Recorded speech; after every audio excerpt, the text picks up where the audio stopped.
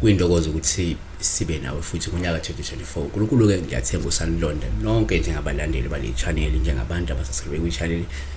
Mina ke ngigama ngopastor Ningalashintshi, ngopastor weningi, ngopastor wesizwe. Ngasilandela kula ku YouTube kanti ungasilandela futhi na on eTV uma unale ithuba njalo ngemsombuluko between 7 and 8 suke sikhona silibheka udaba olwamaphupho.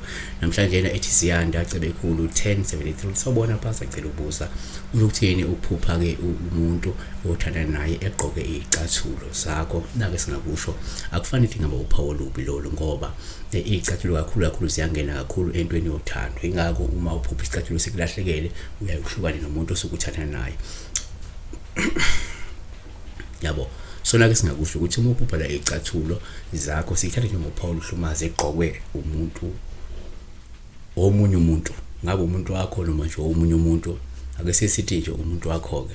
Lokho kungasho uthando, kungashintsha isekelo, kungasho ubunye noma ukuyinikela kwakhe kuwena. Isihlabelelo seyihlabelelo 71 7 verse 1 empeleni zinhle kangakanani izinyawo zakho ezicathulweni zazo. Wena ke indodakazi yesikhulu, amathanga akho ayizindilinga njengemihlobiso, umsebenzi wezandla izingcweti. Number 2, kanti futhi uma uphupha la izicathulo zakho sikhathe njengophawu luhle futhi uma zigqokwe omunye umuntu noma umuntu wakho. Lokho kusho uthando nokuthi ubudlelwano bakho buzophumelela. Yabo, number 3 asesithi ke futhi uphupha la izicathulo zakho still sikhathe njengophawu luhle uma zigqokwe omunye umuntu. Lokho ngasho ukuthi lo muntu ngeze ukukhathalele futhi unesifiso sokusondelana kakhulu nawe, yabona. Ake sesithi kodwa number 4, mhlawumbe uma uphupha izicathulo zakho futhi singakutshala njengophawu lubi kwesinye isikhathi kuma zigqokwe omunye umuntu. Olungasho mhlawumbe isifiso salowa muntu sokufana nawe noma sokulingana nawe noma ke sokuba nalezi zinto nazo nokuqhoqhobala mhlawumbe isikhundla sakho okanye ukukopisha mhlawumbe isitayela sakho sokuphila ngenxa yomhobholo. Ake sibheke la uGenesis 14 verse 23 ke ngithi angiyuthatha mucwa nomchilo wezicathulo zakho nokunye okwakho ukuba ungasho ukuthi ngimcebisile uAbraham.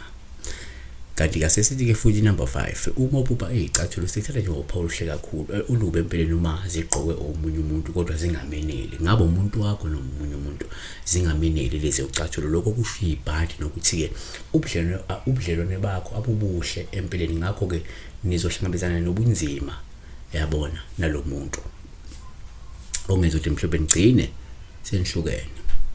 Number 6, futhi uma uphupha la izicathulo zakho sikhathe njengophawu uma zigqokwe omunye kodwa azikhumula noma ke umuntu wakho bese umbone eqoqeqeza kodwa bese uyayikhumula. Lokho kungasho ukuthi lo muntu ke ngenzeka uzokulahla, wenze uzokulaqaza ungalindele. Seba kakhulu ke besibheka la udaba lwezicathulo zakho uzigqokwe omunye umuntu. Ngabe umuntu wakho, isithando sakho iyafanana lento. Seba kakhulu, may God bless you. Ungakhohlwa ukuthi okubalekile ukuthi le number isenze kuphela kuma calls. Ngiyaqala ke ngoba abantu abaningi bayisebenzisa kakhulu ku WhatsApp. Ukuvele kungenze kuphakama into eyigwebu lentukuthelo kumina, kube nento esicasucasu. Ngibuza ukuthi umuntu omdala iphakama kanjani into esicasucasu, athi umuntu omdala ke iphakama kahle ngoba labantu bayazi babuka kanjani ama video bengayitholi information la ngisho khona. La futhi angizwakali every time mangithi mina abantu bengifonele kuphela bengawusenza WhatsApp bengangitext, ayizwakali leyo, yabona. So kubhlungu ke. So now ngabe ngiyayishintsha inamba manje, it's my personal number ngisebenzisa kwezinye indawo, so ukuthi kube nzima ukuthi ngishintshe. Ngabe ngiyayishintsha just for run away from these people labo bengitext, yabona. Ngiyabonga kakhulu. Kuleba oyo Jesu siwe ni pasi na matulu. Kuleba oyo Baba siwe ni pasi na matulu. Kuleba oyo Jesu siwe ni pasi na matulu.